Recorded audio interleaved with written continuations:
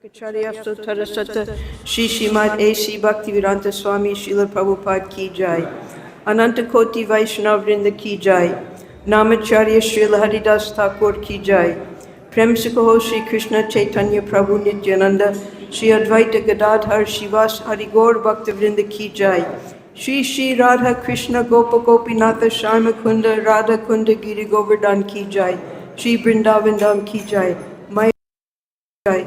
Jagannath Puri ki jai, Ganga Mayi ki jai, Jamuna Mayi ki jai, Tulsi Maharani ki jai, Bhakti Devi ki jai, Samaveda Bhaktavrinda ki jai. All glories to the assembled devotees. All glories to the assembled devotees. All glories to the assembled devotees. All glories to Shri Shri Guru and Gauranga. All glories to Srila Prabhupada. Om Namo Bhagavate Vasudevaya. Om Namo Bhagavate Vasudevaya.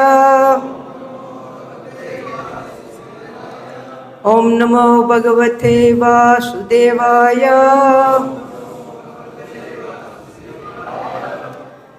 Today we're reading from Srimad Bhagavatam, Canto 10, Chapter 75, texts 16 through 30.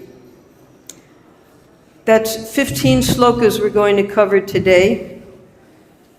And we will chant together sloka number 30, because that's the conclusion of Sukadeva Goswami's description of the Avibhrita and the other ceremonies that concluded the Rajasuya.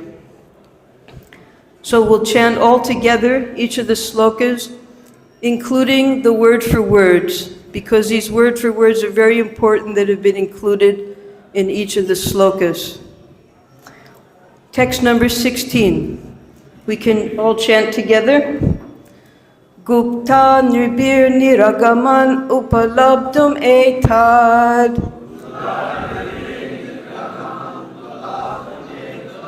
Devyo yathā divi vimāna-varair nṛ-devyo.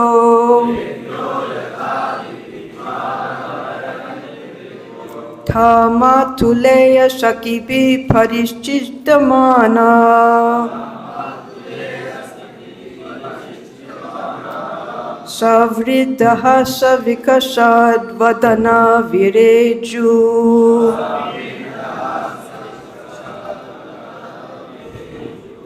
Guptā, guarded.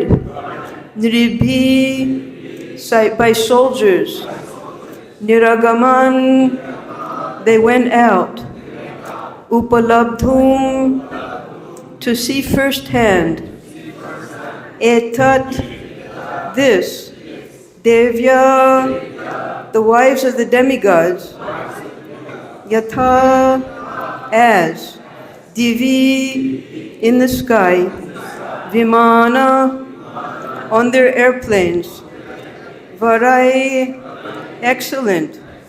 nṛ-devyaḥ, the queens of King Yudhiṣṭhira. Taha, they. Mātuleya, by their maternal cousins. Lord Kṛṣṇa and his brothers such as Gada and Sāraṇa. Sakhibhiḥ, and by their friends, such as Bhīma and Arjuna. Pariṣicyamānāḥ, being sprinkled. sa-vrīḍa, shy. Hāsa, with smiles. Vikasat, blossoming. Vadanā, whose faces. Virejuḥ, they appeared splendid. Translation. Surrounded by guards, King Yudhiṣṭhira's queens came out on their chariots to see the fun, just as the demigods' wives appeared in the sky in celestial airplanes. As maternal cousins and intimate friends sprinkled the queens with liquids, the ladies' faces bloomed with shy smiles, enchanting the queen's splendid beauty. Purport. The maternal cousins referred to here are Lord Kṛṣṇa and such brothers of his as Gada and Sāraṇa, and the friends mentioned are such persons as Bhīma and Arjuna. Text 17. Ta devaran uta sakin sishishchu dritibi.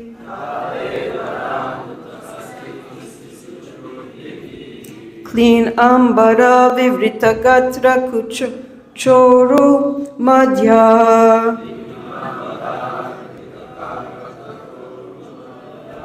Otsukya mukta kavarat chava manamalya.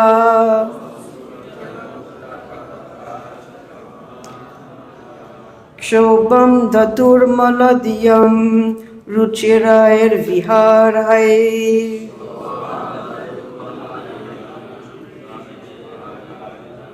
Ta, they, the queens, devaran, their husbands' brothers, uta, and also, sakin, their friends, sishtu, they squirted, dritibihi, with syringes, klina, drenched, ambaraha, whose dresses, vivrita, visible, gatra, whose arms, kucha, breasts, uru, thighs, madhya, and waists, otsukya, due to their excitement, mukta, loosened, kavarat, from the braids of their hair, chavamana, slipping, malyaha, whose small flower garlands, kshobam, agitation, daduhu, they created, mala, dirty, dhyam, for those whose consciousness, ruchirai, charming, viharai, with their play. Translation. As the queens squirted water from syringes at their brothers-in-law and other male companions, their own garments became drenched, revealing their arms, breasts, thighs, and waists. In their excitement, the flowers fell from their loosened braids. By these charming pastimes, they agitated those with contaminated consciousness. Purport. Srila Prabhupada writes, such behavior between pure males and females is enjoyable, but persons who are materially contaminated become lustful. Text 18. Sa samrad ratam arudha sad ashvam rukmamalinam vya rochata svapatnibi kriyabi kraturat iva saha he Samrat, the emperor Yudhiṣṭhira, Ratham, his chariot, Arudha, mounted, Sat, excellent, Ashvam, whose horses, Rukma, golden, Malinam, with hangings, Vyarochata, he shone forth, Svapatnibihi, with his wives, Kriyabihi, with its rituals, Kratu, of sacrifices, Rad, the king Rajasuya, Eva, as if. Translation. The emperor, mounted upon his chariot drawn by excellent horses, wearing golden collars, appeared splendid in the company of his wives, just like the brilliant Rajasuya sacrifice, surrounded by its various rituals. Purport. King Yudhiṣṭhira with his queens appeared like the personified Rajasuya sacrifice, surrounded by its beautiful rituals. Text 19. Patni samyaja vabhrityaish charitva te tamritvija achantam snapayam chakrur gangayam saha Kṛṣṇaya patni samyaja. The ritual performed by the sponsor of the sacrifice and his wife, consisting of oblations to Soma, Twasta, the wives of certain demigods, and Agni.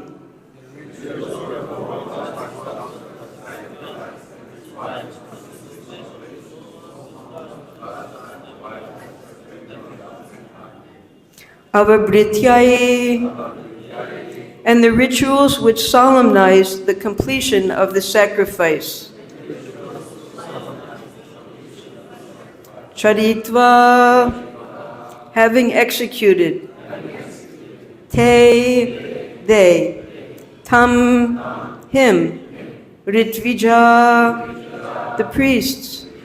Achantam, having sipped water for purification. Snapayam chakru, they had him bathe.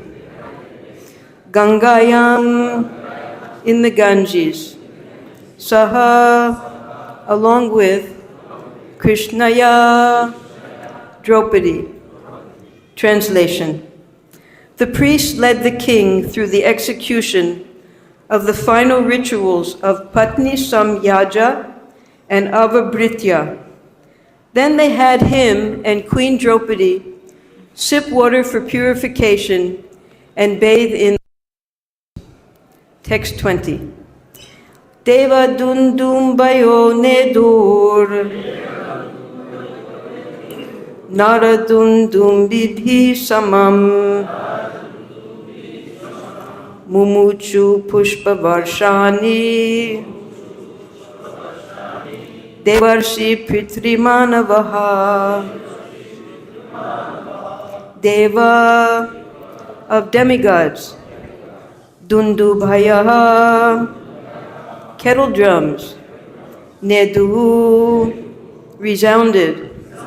Nara, of human beings. Dundumbibihi, kettle drums. Samam, together with. Mumuchuhu, released. Pushpa, of flowers. Varshani, downpours. Deva, demigods. Rishi, sages. Pitri, forefathers. Manavaha, and humans. Translation. The kettle drums of the gods resounded, along with those of human beings. Demigods, sages, forefathers, and humans all poured down showers of flowers. Text 21. Just the translation. Just the translation? It will take a lot of time to cover till 30. You mean just the English translation? Okay, text 21, translation. All the citizens belonging to the various orders of Varna and Ashram then bathed in that place, where even the most grievous sinner can immediately be freed from all sinful reactions. Text 22. Next, the king put on new silken garments and adorned himself with fine jewelry. He then honored the priests, assembly officials, learned Brahmins, and other guests by presenting them with ornaments and clothing. Purport. Srila Prabhupada writes, the king not only dressed himself and decorated himself, but he also gave clothing and ornaments to all the priests and to the others who had participated in the yajnas. In this way, he worshipped them all. Text 23. In various ways, King Yudhiṣṭhira, who had totally dedicated his life to Lord Narayan, continuously honored his relatives, his immediate family, the other kings, his friends and well-wishers, and all others present as well. Text 24. All the men there shone like demigods. They were adorned with jeweled earrings, flower garlands, turbans, waistcoats, silk dhotis, and valuable pearl necklaces. The lovely faces of the women were beautified by their matching earrings and locks of hair, and they all wore golden belts. Text 25 and 26. Then the highly cultured priests, the great Vedic authorities who had served as sacrificial witnesses, the specially invited kings, the Brahmins, Kshatriyas, Vaishyas, Sudras, demigods, sages, forefathers, and mystic spirits, and the chief planetary rulers and their followers, all of them, having been worshipped by King Yudhiṣṭhira, took his permission and departed, O king, each for his own abode. Text 27. As they all glorified the wonderful Rajasuya Yajna performed by that great saintly king and servant of Lord Hari, they were not satiated, just as an ordinary man is never satiated when drinking nectar. Text 28. At that time, Raja Yudhiṣṭhira stopped the number of his friends, immediate family members, and other relatives from departing, among them Lord Kṛṣṇa. Out of love, Lord Yudhiṣṭhira could not let them go, for he felt the pain of imminent separation. Text 29. My dear Parikshit, the Supreme Lord remained there for some time to please the king, after first sending Samba and the other Yadu heroes back to Dwarka. Text 30. So text 30 we can chant responsively. Itam Raja Dharmasuto Manorata Maharnavam Sudhuṣṭharam Samutirya Kṛṣṇa and Asid Gatadvaraha. Keep going.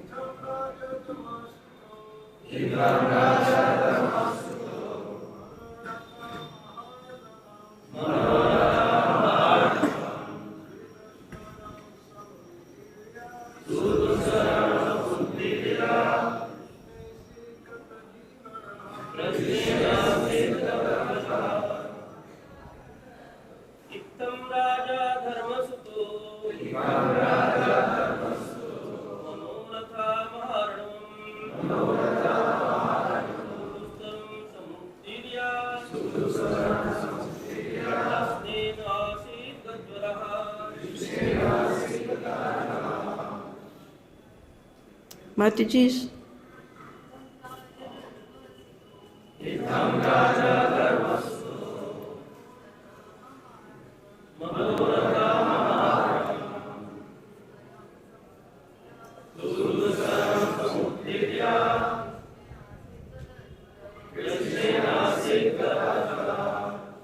Itam, in this manner, Raja, the king, Dharma, of the Lord of Religion, Yamaraj,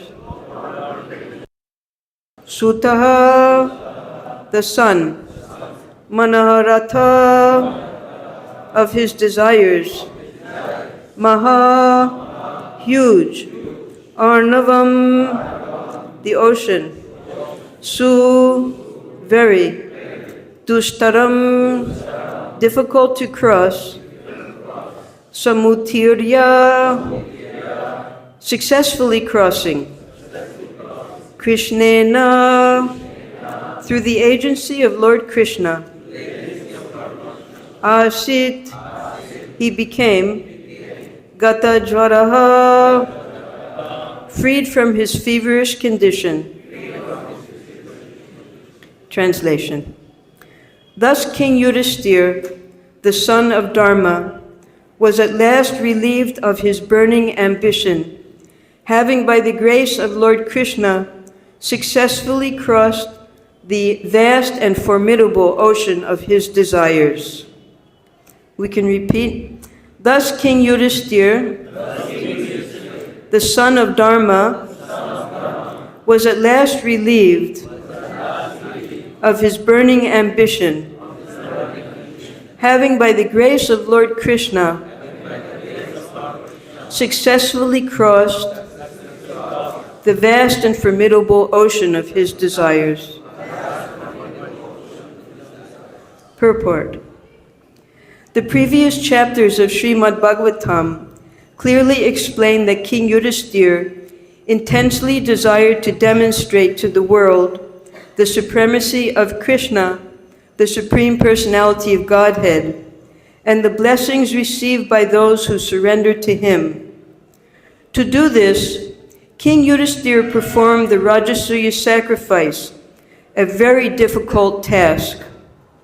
Srila Prabhupada writes in this connection, in the material world, everyone has a particular type of desire to be fulfilled, but one is never able to fulfill his desires to his full satisfaction.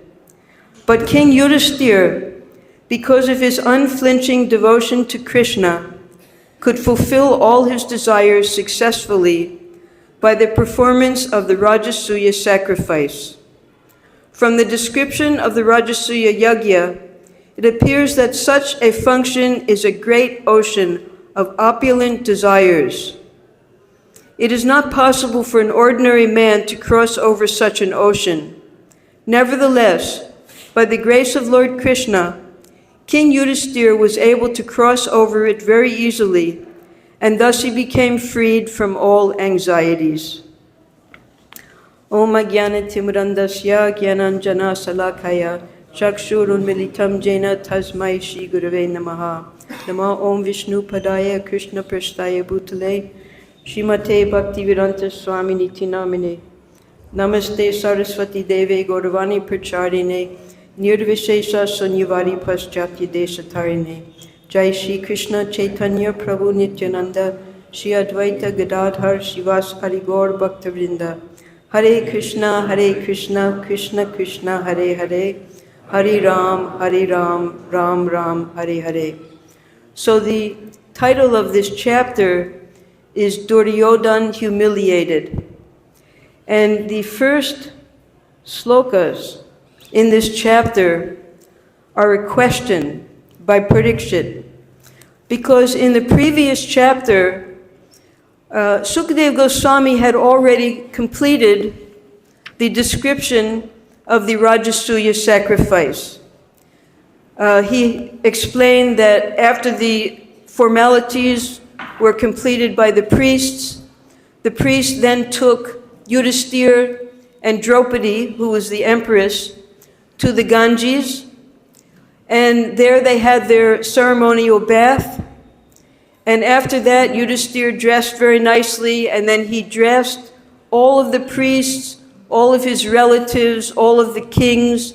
He gave them all gifts, and they all went back to their home, including Krishna.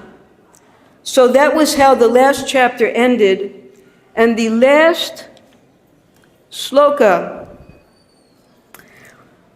the next to the last sloka, Sukadeva Goswami said, all were satisfied except sinful Duryodhana, the personification of the age of quarrel and the disease of the Kuru dynasty.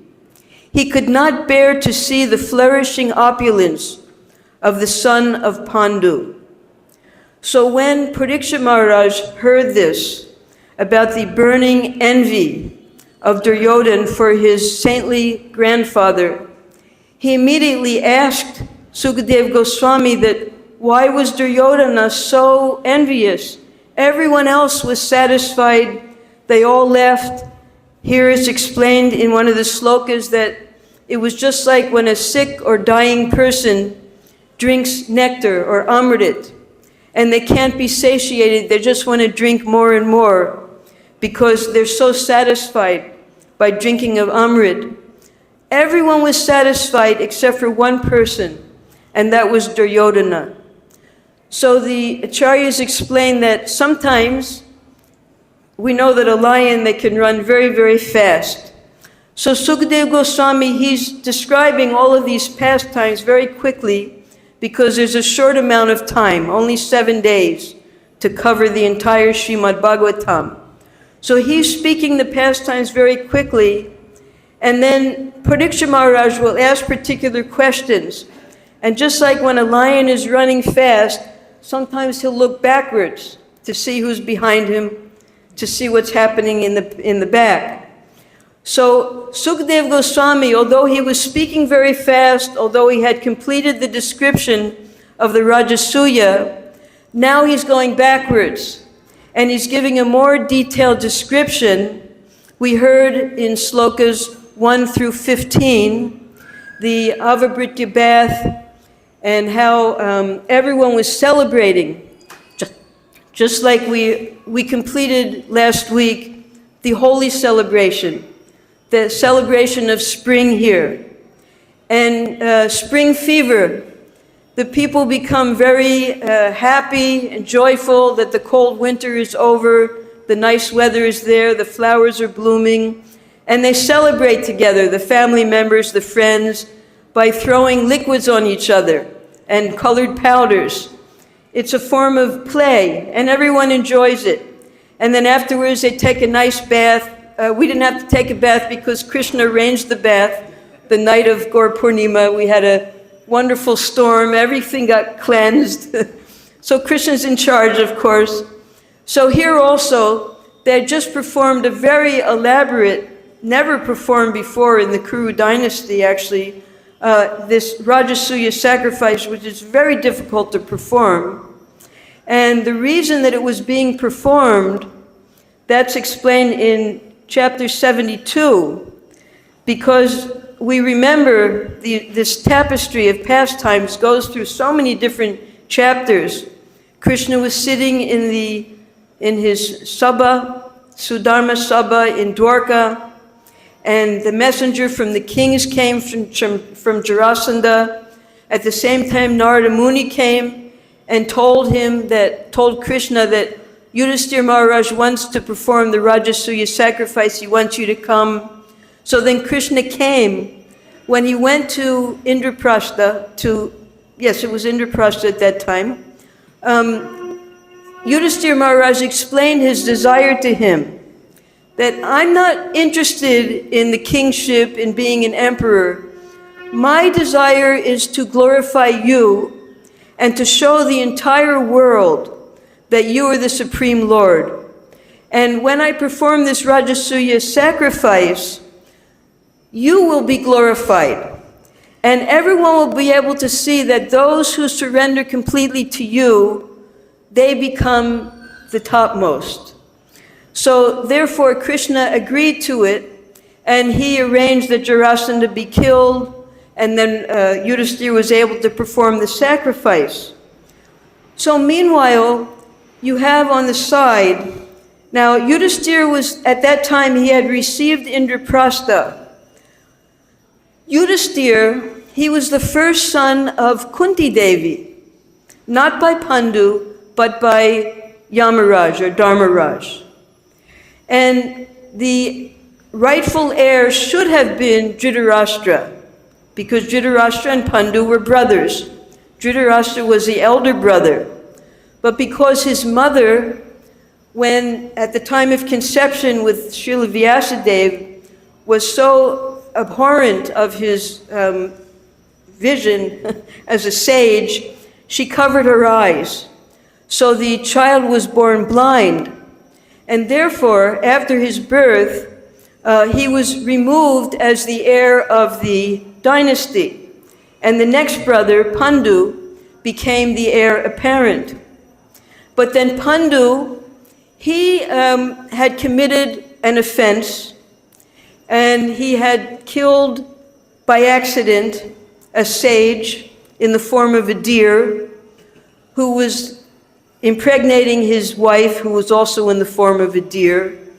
And the wife cursed Pandu that if you attempt to ever have a child with your wives, you will die immediately.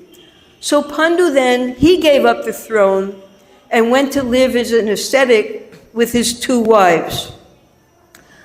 While he was away, Yudhiṣṭhira was again put as the king. And his wife, Gandhari, was very anxious to have the first child, because then he would become the next king. So she had a benediction that she would have 100 sons, and she became pregnant, but that pregnancy went on for 2 years. And in the meantime, Kunti Devi told Pandu about her boon, and Yudhiṣṭhira Maharaj was born first. And Gandhari, out of intense anguish and envy of Kunti Devi, she struck her belly, and out of her belly came a lump of flesh as hard as iron. That was her birth.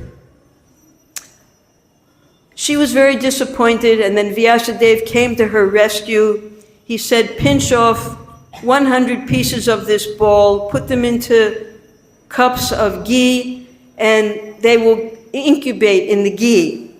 So after some time, she had 100 sons, but the sons were born with an attitude of envy and hatred, because Gandhari very much wanted her first son, Duryodhana, to be the first king. Now this animosity brewed and brewed throughout their childhood until finally even Dhritarashtra succumbed to this burning desire that his son should be the king.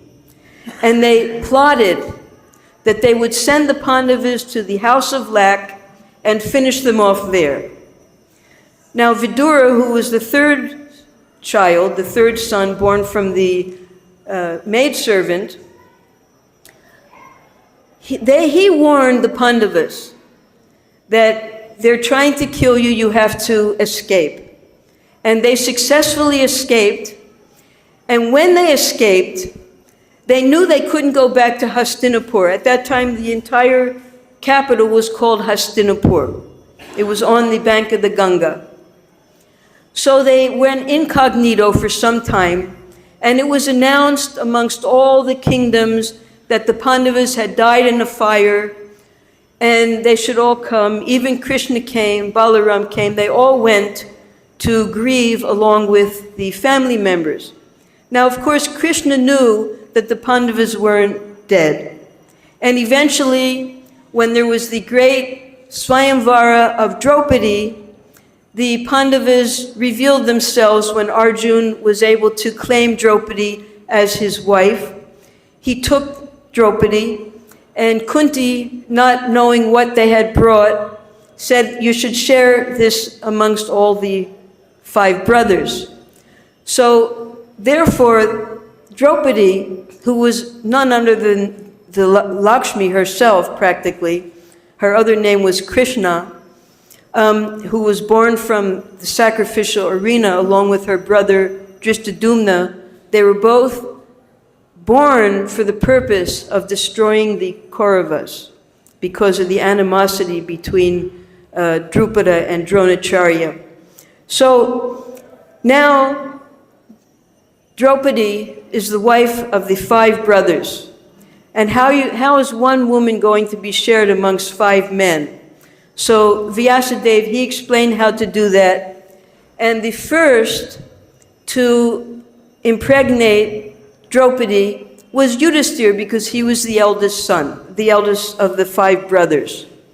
And Vyasadeva gave Draupadi a boon that after meeting with each of the 5 brothers, she would again retain her chastity and then have a child by each of the 5 brothers. So this was the situation. And when it was discovered that the Pandavas were actually still alive. It was a great embarrassment to Dhritarashtra and his sons because they were rejoicing that the Pandavas had died. So now they realized they were in a bind. They had to acknowledge that the Pandavas were still alive, and they had to have part of the kingdom. So it was agreed that they would split the kingdom in half. Half would be still Hastinapur, and the other half would be Indraprastha, which was the wastelands in what's now Delhi.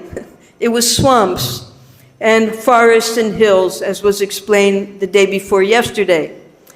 So in the big forest of Khandava, Arjuna and Kṛṣṇa were wandering, and Agni Dev, he wanted to eat that forest because he had indigestion, he needed all the herbs.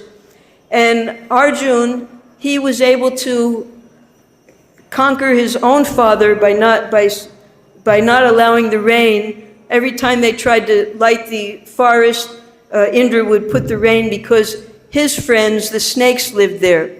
So finally, Agni Dev was able to eat the forest, and within that forest also was a demon named Mayadanava. And Kṛṣṇa wanted Mayadanava to be killed because he was a demon, although he was very powerful with mystic potencies. But Mayadanava went and surrendered to Arjuna, Krishna's devotee. And because Mayadanava surrendered to Krishna's devotee, Kṛṣṇa spared his life. And Kṛṣṇa advised Arjuna that you take a boon from him to build a beautiful palace for the Pandavas. At that time also Mayadanava gave Bhīma his club, all transcendental paraphernalia. So now, what was a swamp and useless land, Mayadanava turned into the most magnificent of all kingdoms. And Duryodhana became even more envious of his cousin brothers because he killed them. Now they've come back successful. And not only that, at the Swayamvara, Duryodhana, he very much wanted to marry Draupadi. But instead, Arjuna married him.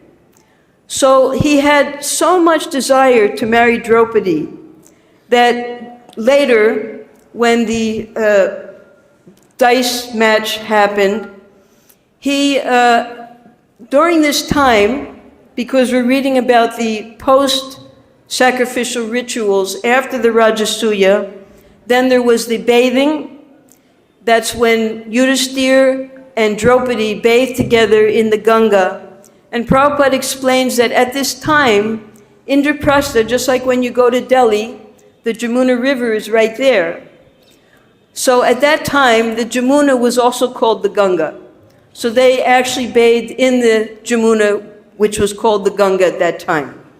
So they had their sacrificial bath, the Avabhritya, and then they celebrated by giving gifts to everyone. Everyone went back home, which is described here. But Yudhiṣṭhira Maharaj, now being the emperor, because he had done all of this just to glorify Kṛṣṇa, in this sloka he's called Haridasyasa, because he was simply the servant of Kṛṣṇa.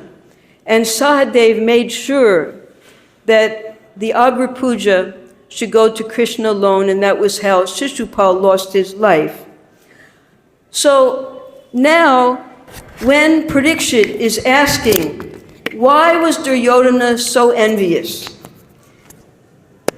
Sukadeva Goswami is backtracking now, and he's explaining in very explicit detail how beautiful this entire Rajasuya was, how everyone was rejoicing and celebrating and honored with gifts and gold, and the women came out, because women usually don't come out of their palaces.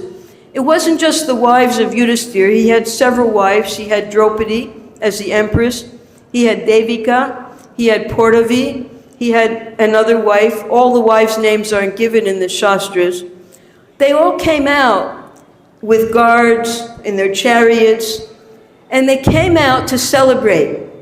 And the celebration is just like when something very wonderful, just like when Kṛṣṇa was born. They had the same celebration. They took butter and yogurt and different oils, and they threw them on each other, and back and forth. And the men threw, and then the women threw, and it was all amongst the family members. For instance, of the queens, there were Yudhiṣṭhira's wives, there were also Kṛṣṇa's wives there. He had brought all of his wives to Indraprastha. So they were all, there was a lot of women. And then the men were there, Kṛṣṇa and all of his brothers, and the brothers-in-laws. It was all like teams, a big team. And they were throwing at each other. And the women were throwing more than the men, it's described. So by that time, the women's dresses and everything had become all wet, and it was time to take a bath. So then the Avabhritya took place, the ceremonial bath, where first Yudhiṣṭhira and Draupadi, with the instructions coming from Vyasadeva and the different priests, they took their bath in the Ganga, and then after they took their bath, everyone else entered the Ganga according to their status and took their baths. So then everyone was refreshed, and then Yudhiṣṭhira Maharaj gave gifts to everyone, all new clothes, all new ornaments, mala, everything. And then they came out, and then it was time for everyone to go home. So Duryodhana, he was present for all of this. And he was watching the opulence and the joy of everyone. And an envious person, when they see someone else and they want what that other person has, then their envy just increases more and more and more. So by this time, Duryodhana was so envious of Yudhiṣṭhira and all of his opulence and all of the love that everyone was showing to him, that soon after, they arranged for Yudhiṣṭhira to lose everything through the dice game. They would not allow Yudhiṣṭhira to remain as the emperor, although he had performed the Rajasuya sacrifice. And his envy did not stop there. Even when Yudhiṣṭhira lost everything, when they had the audacity, which was the breaking point, when Duryodhana told Dushashan to grab the hair of Draupadi, when Draupadi had just underwent the ceremonial bathing of the empress, and now they were grabbing her hair as if she were a slave to disrobe her. That was what broke it. Kṛṣṇa decided at that time that you have undone the hair of the empress. Now I will see that all of your wives, their hair will all come down, and that means they would all become widows. So they had put the noose around their own neck, Duryodhana and his brothers and followers, because of their enviousness. And it didn't stop there. Even when they were exiled, the Pandavas, they left. They live in great hardship. Here, they were wandering, they came, of course we know we have our national highway here. Just from coming from Delhi, you come down and then you have Haryana. They wandered in all the places, in Hodal. Finally, they came to Kamyavan, they stayed there. Duryodhana was still envious because they had Draupadi. And he had the kingdom, but he wasn't able to perform the Rajasuya because the priests explained to him that there's already one emperor. He may be in exile, but so long as the emperor is alive, you can't perform the Rajasuya. They said, you can perform a different yajna, you can perform the Vaishnava yajna. So he made a big yajna and gave all the gifts and it wasn't even his wealth, it wasn't his kingdom, it was Yudhiṣṭhira's kingdom, but he was giving everything away and making as if he was the emperor now. And very proudly he went then to show his opulence. He came all the way to Kamyavan to show off his opulence and his wives to Yudhiṣṭhira, who then had nothing. And then he offended the the Gandharvas. Yudhiṣṭhira and the Pandavas had to save Duryodhana's life. I mean, and this just infuriated his envy more and more and more. You understand? So we're dealing with such an envious person. And Parikshit, who is there's Yudhiṣṭhira and the brothers, there's Arjuna, and then Arjuna has his son Abhimanyu. Abhimanyu has his son Parikshit. So Yudhiṣṭhira was like a grandfather to him. And Parikshit could not understand, how could Duryodhana have so much envy for his saintly grandfather? So in this chapter, in these first 30 slokas, we heard 15, now we heard another 15, where Sukadeva Goswami is explaining that with all this opulence that Duryodhana saw, rather than appreciating, rather than seeing that Krishna was being glorified, rather than seeing that all the brahmanas were being honored properly, all the kings were now united, it simply increased his hatred and his fury against the Pandavas and Yudhiṣṭhira. So from the next, tomorrow when we read on from sloka 31, we will read about how Duryodhana humiliated himself out of his envy and out of his foolish nature by coming to see the palace and then getting embarrassed there or humiliated. And Krishna arranged all of this. Why? Well, Yudhiṣṭhira asked Krishna that. Because after the entire battle of Kurukshetra, when everyone had been killed except for the Pandavas, Yudhiṣṭhira was feeling so, he felt the whole war was his fault, that everyone had died here simply so that he could sit on the throne. And he wanted to know how he could atone for all of this. So he performed a very great Ashvamedha yajna, and at the end of the yajna, when he was feeling pacified, he asked Krishna that, I see that the devotees of Lord Shiva, this is in the 7th canto, the devotees of Lord Shiva, although Lord Shiva, he lives in poverty, all of his devotees, they have a lot of material opulence. But your devotees, although you're Swayam Bhagavan with all the 6 opulences, they are impoverished. Why is that? So in chapter 88, Krishna explains to Yudhiṣṭhira what the underlying stream was of all of the pastimes of the Pandavas. He explains that when I really favor my devotee, I take everything away from them. Has anyone had that experience in their life? No?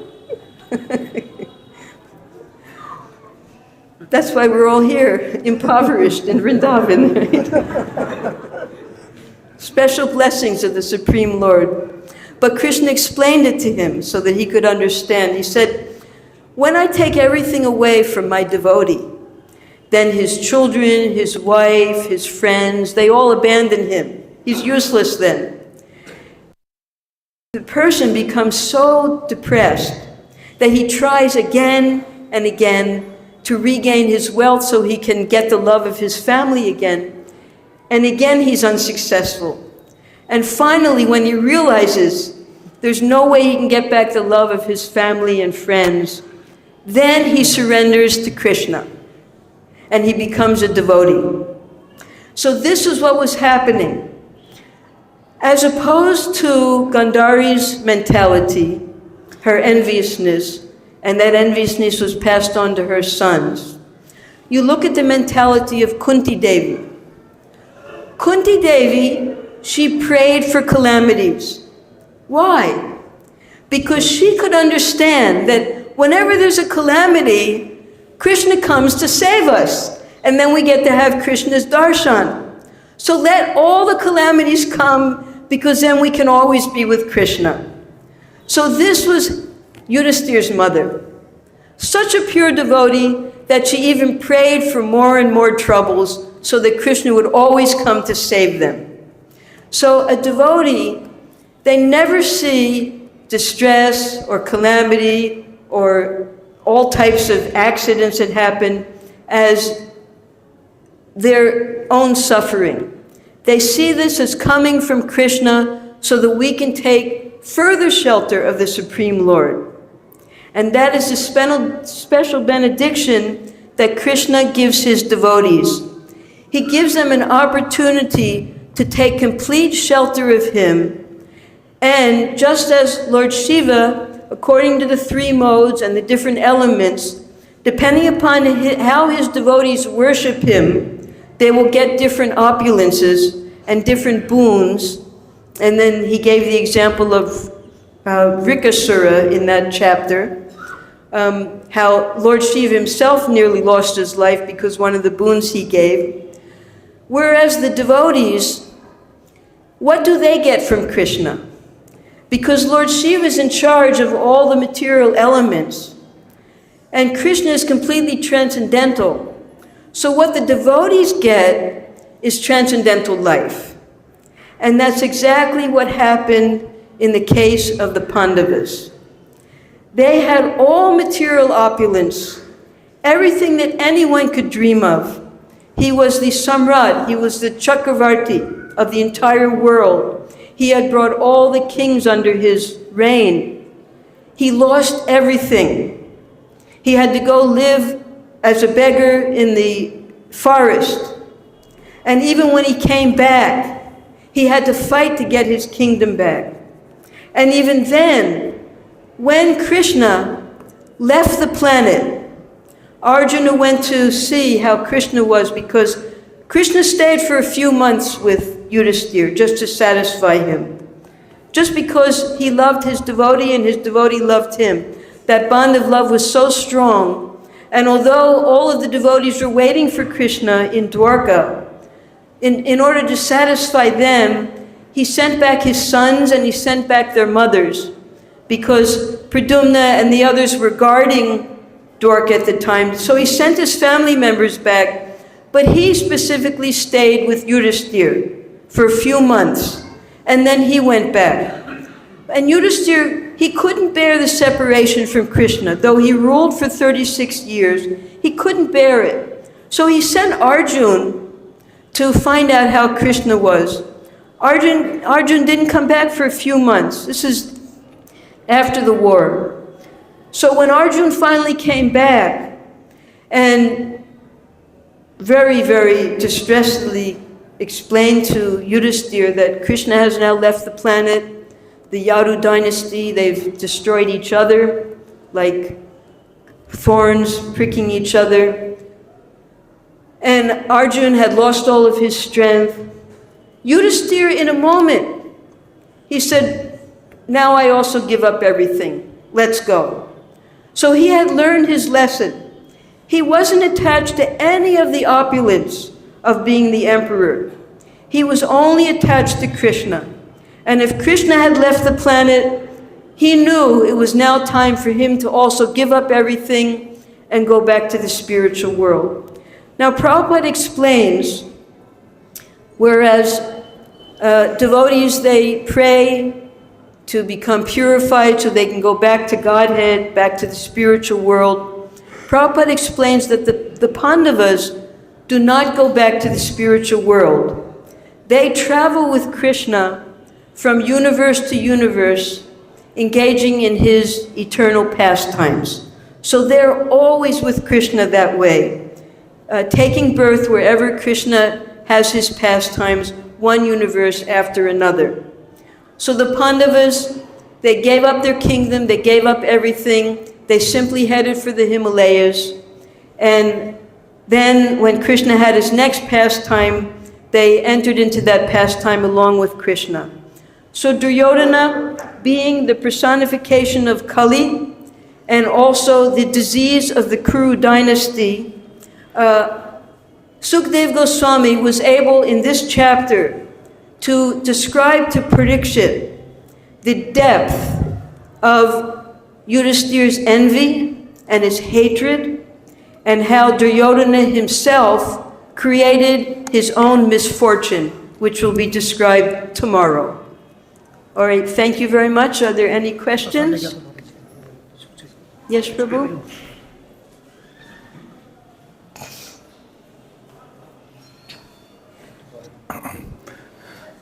You're mentioning about Gandhari. She's chaste and also like a Maharati amongst chaste women.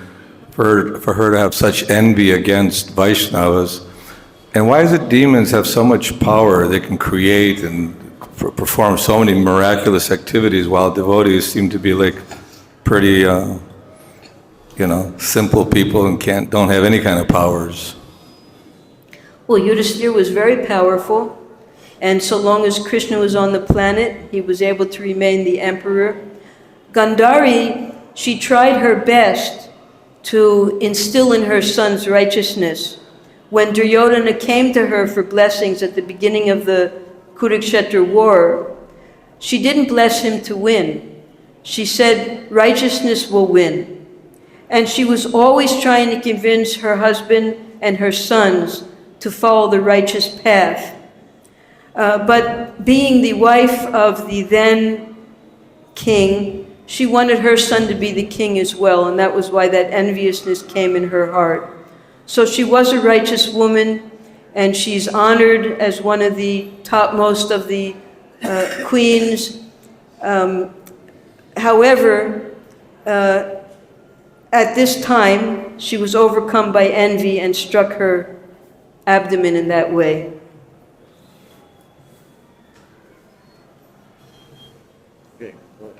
Thank you. I was thinking yesterday, and through this whole lecture today, an interesting point that although Duryodhana is described as the most sinful demon, we don't hear of him performing sinful activities, except perhaps that he was going to appear naked before his mother, and Krishna stopped him from doing that. Whereas on the other hand, we don't hear of Duryodhana performing sinful activities. What? You don't? What sinful activities? He tried to kill the Pandavas in so many different ways. But he didn't succeed. Well, he kept trying more and more when he didn't succeed. Oh, well, let me make the point that I was trying to make anyway. Okay. That whereas with Jagai and Madai, we hear they're famous for their sinful activities. We hear about all their sinful activities. They were, yes. Right? So with Duryodhana, the only thing that he actually did was that he was envious. There's no one specific sinful thing that he did that would have caused a reaction. So that it kind of emphasizes the point that envy is the greatest sin. Yes, in and of itself. Yes, we heard 2 days ago that out of all of the, and also yesterday, Janardana Swami was describing that of our 6 enemies, 5 of them can be dovetailed in Krishna's service, but envy cannot be dovetailed. Thank you. Okay. And in that connection, Jagai and Madai, they were so sinful, they were murderers and rapists and the most horrible demons, but they ultimately surrendered to Lord Nityananda and Lord Chaitanya. Well, they wanted under to, the threat of death, but they still. took birth because they wanted to take part in Lord Chaitanya's pastimes. They had already been liberated. Okay, right. But they chose to come along with Lord Chaitanya. Yeah. So in spite of so horrible demoniac qualities, they were capable of surrender and be saved. So that's their good fortune or their glory. Yes, and as Prabhupada said, now there are so many Jagai and Madhais to save. So.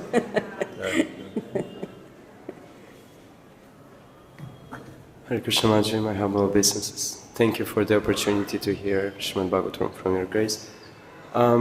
As you mentioned that Krishna takes away everything from his devotees, and we see it by the example of King Yudhiṣṭhira and Pandavas.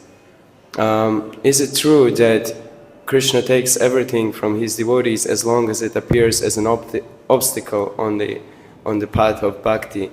And if a devotee, as we see in the example of King Yudhiṣṭhira, that at the end he got back the opulence, is it true that if devotee utilizes his resources properly in the service of Krishna, Krishna doesn't take it away.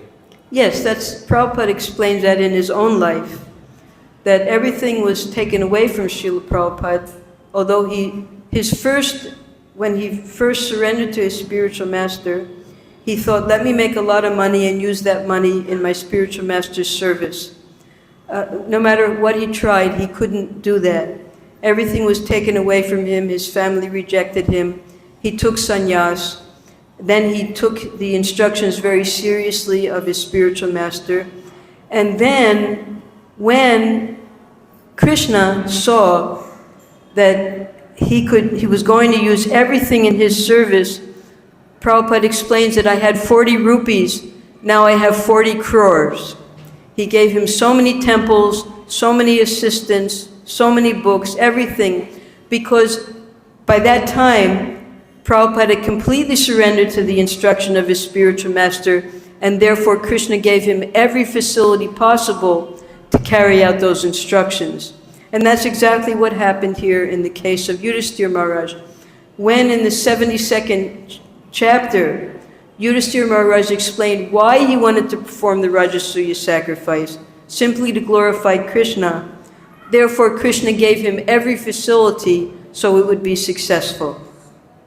So that happens also in any devotee's life. When we become very serious to carry out the instructions of our spiritual master, then all facility is given to us to make that instruction successful. Okay? All right. Thank you very much. All glories to Srila Prabhupada. Hare Krishna.